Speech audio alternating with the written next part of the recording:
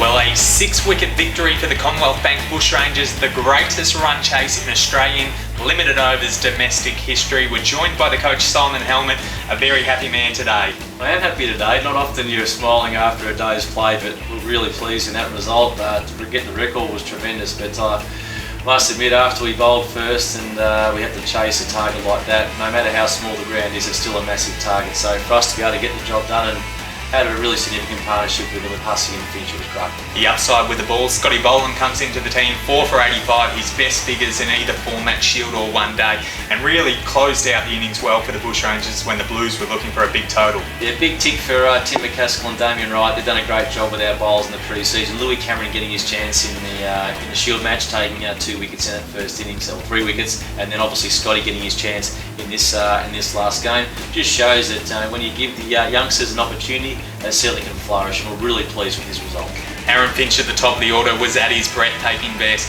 10 sixes, 8 boundaries, 140 from 124 balls, continuing a great start to the season. Look, it was a ground where it wasn't necessarily how many dots. We knew there was going to be plenty of singles, not many 2s and 3s. It was actually how many 6s and 4s you could hit.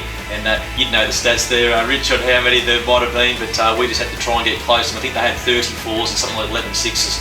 I'm sure we defeated them in that area, and that helped us win, with a few overs to spare. The man who gave you a great hand was David Hussey, a 77-ball century last start at the MCG. He follows that up with 140 not out, 84 balls in total for Hussey, 8 sixes, 10 boundaries, and he really proved the catalyst with Aaron Finch to close this match out. Absolutely, the partnerships were the key. We saw it at the start actually. Rogers got us away to a really good start, a flyer in that second over, and so Finch could play second fiddle. So, and when Hussey came to the crease, he was more conservative, if you like, at the beginning, maybe going to run a ball while Finch was flourishing. And in fact, even when Glenn Maxwell came to the crease, he was able just to play that second fiddle. So I was really pleased that some of our specialist hitters were able to play a different role depending on the circumstances.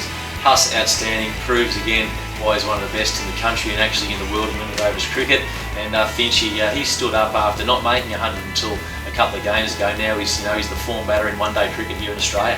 And with just 1 round to go before we break for the Big Bash, the Bushrangers sitting on top of the ladder. We face South Australia in our next match at the MCG.